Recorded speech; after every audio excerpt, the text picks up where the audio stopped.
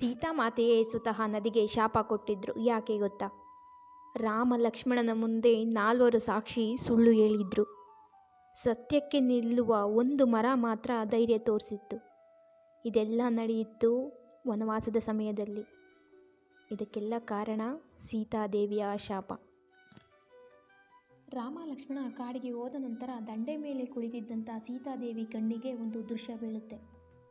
ನದಿಯ ಒಳಗಿನಿಂದ ಕೈಯೊಂದು ಹೊರಗೆ ಬಂದು, ಸೀತಾದೇವಿ, ನನಗೆ ಹಸಿವೆಯಾಗುತ್ತಿದೆ, ಏನಾದರೂ ನೀಡು ಎಂದು ಪದೇ ಪದೇ ಆ ಧ್ವನಿ ಮರುಕಳಿಸ್ತಾನೆ ಇರುತ್ತೆ. ಆಗ ಸೀತಾಳಿಗೆ ಈ ಧ್ವನಿ ದಶರಥ ಮಹಾರಾಜರದು ಎಂದು ತಿಳಿಯುತ್ತದೆ. ಸೀತೆಗೆ ಏನು ಮಾಡುವುದೆಂದು ತೋಚೋದಿಲ್ಲ. ಬೇರೆ ದಾರಿ ಕಾಣದೆ ಅಲ್ಲೇ ಇದ್ದ ಮರಳಿನಿಂದ ಉಂಡೆಯನ್ನು ಮಾಡಿ ಅದರಲ್ಲಿ ಅನ್ನವನ್ನು ಆಹ್ವಾನ ಮಾಡಿ ನದಿಯಿಂದ ಮೇಲೆ ಬಂದ ಕೈಯೊಳಗೆ ಇಡ್ತಾಳೆ. ಆಗ ಆ ಕೈ ಏನು ಮಾಡ್ತು ಗೊತ್ತಾ? ನಮಗೇನಾದರೂ ಇಂಥ ಪರಿಸ್ಥಿತಿ ಬಂದಿದ್ದರೆ ಹೆದರಿ ಓಡಿ ಹೋಗ್ತಾ ಇದ್ವಿ. ಆದರೆ ಸೀತಾ ಮಾಡಿದ್ದು, ಧೈರ್ಯದಿಂದ ಆ ಕೈಗೆ ಅನ್ನವನ್ನು ಕೊಟ್ಟಳು.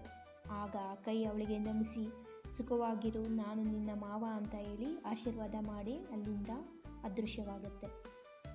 ಮಾಡಿದ ಈ ಕಾರ್ಯಕ್ಕೆ ಅವಳು 5 ಸಾಕ್ಷಿಗಳನ್ನು ಇಟ್ಕೊಂಡಿರ್ತಾಳೆ. ರಾಮ ಲಕ್ಷ್ಮಣ ಬಂದಾಗ ಸೀತೆ ಈ ವಿಷಯವನ್ನು ಅವರಿಗೆ ತಿಳಿಸ್ತಾಳೆ. ಮೊದಲಿಗೆ ರಾಮ ಲಕ್ಷ್ಮಣರಿಗೆ ಸೀತೆಯ ಈ ಮಾತನ್ನು ನಂಬೋದಕ್ಕೆ ಸಾಧ್ಯವಾಗೋದಿಲ್ಲ. ಯಾರಿಗೆ ಆದರೂ ಹಾಗೆ ಕಣ್ಣಿಗೆ ಕಾಣದೇ ಇರೋಂತಹ ಈ ದೃಶ್ಯವನ್ನು ಯಾರಿಗಾದರೂ ನಂಬೋದಕ್ಕೆ ಸ್ವಲ್ಪ ತಡನೇ ಆಗುತ್ತೆ. ಆಗ ಸೀತೆ, ಈ ದೃಶ್ಯಕ್ಕೆ ನಾನು 5 ಸಾಕ್ಷಿಗಳನ್ನು ಇಟ್ಕೊಂಡಿದ್ದೀನಿ. ಅದು ಯಾವುದಪ್ಪ ಅಂದರೆ ತುಳಸಿ ಗಿಡ, ಹಸು, ಬ್ರಾಹ್ಮಣ ಮತ್ತು ಅರಳಿ ಮರ ಹಾಗೂ ಈ ಫಾಲ್ಗುಣಿ ನದಿ ಅಂತ ಹೇಳಿ ಅವರನ್ನು ಸಾಕ್ಷಿ ಹೇಳುವಂತೆ ಕೇಳ್ತಾಳೆ. ಯಾವ ಸಾಕ್ಷಿಗಳು ಅವಳಿಗೆ ಸಹಾಯ ಮಾಡದೆ ಕೇವಲ ಅರಳಿ ಮರ ಮಾತ್ರ ಸತ್ಯವನ್ನು ನುಡಿಯುತ್ತೆ. ನಡೆದಿರೋ ಅಂಥ ಘಟನೆಯನ್ನು ರಾಮ ಲಕ್ಷ್ಮಣರಿಗೆ ವಿವರಿಸುತ್ತೆ. ಅರಳಿ ಮರ ನುಡಿದ ನಂತರ ರಾಮ ಲಕ್ಷ್ಮಣ ಸೀತಾದೇವಿಯನ್ನು ನಂಬ್ತಾರೆ. ಸೀತಾದೇವಿಯನ್ನು ಹೊಗಳುತ್ತಾರೆ. ನೀನು ಮಾಡಿರೋ ಅಂತಹ ಪುಣ್ಯ ಕಾರ್ಯ ಎಂಥದ್ದು ಅಂತ ಎಲ್ರಿಗೂ ಅರ್ಥ ಆಗಲಿ ಅಂತ ಹೇಳಿ ಹೇಳ್ತಾರೆ. ಆದರೆ ಸೀತಾದೇವಿಗೆ ತನ್ನ ಮಾತಿಗೆ ವಿರುದ್ಧವಾಗಿ ನಿಂತ 5 ಸಾಕ್ಷಿಗಳಿಗೆ ಪ್ರತ್ಯುತ್ತರವಾಗಿ ಶಾಪ ಮತ್ತು ವರಗಳನ್ನು ನೀಡುತ್ತಾಳೆ. ತನ್ನ ಕಷ್ಟ ಕಾಲಕ್ಕೆ ಅಂತ ಹೇಳಿ ಸಹಾಯ ಮಾಡೋದಕ್ಕೆ ಅಂತ ಕೇಳಿದ 5 ಸಾಕ್ಷಿಗಳಲ್ಲಿ 4 ಸಾಕ್ಷಿಗಳಿಗೆ ಈ ರೀತಿಯಾಗಿ ಶಾಪ ಕೊಡ್ತಾಳೆ. ಮೊದಲನೆಯದು ಫಾಲ್ಗುಣಿ ನದಿ. ಫಾಲ್ಗುಣಿ ನದಿಗೆ, ಮಳೆಗಾಲದಲ್ಲೂ ನಿನ್ನ ಒಡಲು ಬರಿದಾಗಲಿ, ನೀರು ನೆಲದ ಒಳಗಡೆನೇ ಇರಲಿ, ನಿನ್ನ ಒಡಲನ್ನು ಅಗೆದಾಗ ಮಾತ್ರ ನೀರು ಸಿಗಲಿ ಅಂತ ಹೇಳಿ ಶಾಪ ಕೊಡ್ತಾಳೆ. ಹಾಗಾಗಿ ಇವತ್ತಿಗೂ ಫಾಲ್ಗುಣಿ ನದಿಯಿಂದ ಮರಳನ್ನು ಮೇಲೆತ್ತುವಾಗ ಮಾತ್ರ ನಾವು ನೀರನ್ನು ಕಾಣಬಹುದು. ಎರಡನೆಯದು ಬ್ರಾಹ್ಮಣ. ಬ್ರಾಹ್ಮಣನಿಗೆ ಸೀತಾದೇವಿ ಈ ರೀತಿಯಾಗಿ ಶಪಿಸ್ತಾಳೆ. ನೀನು ನನಗೆ ಸತ್ಯ ಹೇಳದೆ ಮೋಸ ಮಾಡಿದ್ದೀಯ. ಹಾಗಾಗಿ ನೀನು ಗಯಾ ಕ್ಷೇತ್ರಕ್ಕೆ ಬರುವಂತಹ ಯಾತ್ರಿಕರನ್ನು ಪೀಡಿಸಿ ಅದರಿಂದ ಬಂದ ಲಾಭದಿಂದ ನೀನು ಜೀವನವನ್ನು ನಡೆಸಬೇಕು ಅಂತ ಹೇಳಿ ಶಾಪ ಕೊಡ್ತಾಳೆ. ಮೂರನೆಯದು ಗೋಮಾತೆ. ಪೂಜ್ಯ ಸ್ಥಾನದಲ್ಲಿರುವ ಗೋಮಾತೆಯಾದ ನೀನು ಕೂಡ ನನ್ನ ಸಹಾಯಕ್ಕೆ ಬರಲಿಲ್ಲ. ನೀನು ಕೂಡ ಸತ್ಯ ಹೇಳಲಿಲ್ಲ. ನೀನು ಮೋಸ ಮಾಡಿದ್ದೀಯ.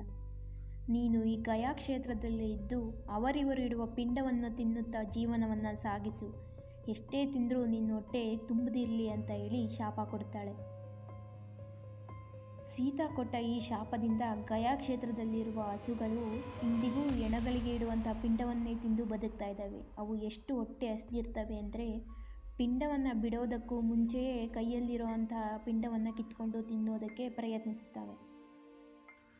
ಹಾಗಾಗಿ ತುಳಸಿ ಗಿಡಕ್ಕೆ, ನೀನು ಪವಿತ್ರಳು, ಆದರೂ ನೀನು ನನಗೆ ಸಹಾಯ ಮಾಡಲಿಲ್ಲ. ನಿನ್ನಿಂದ ನಾನು ಸಹಾಯವನ್ನು ಬಯಸಿದ್ದೆ.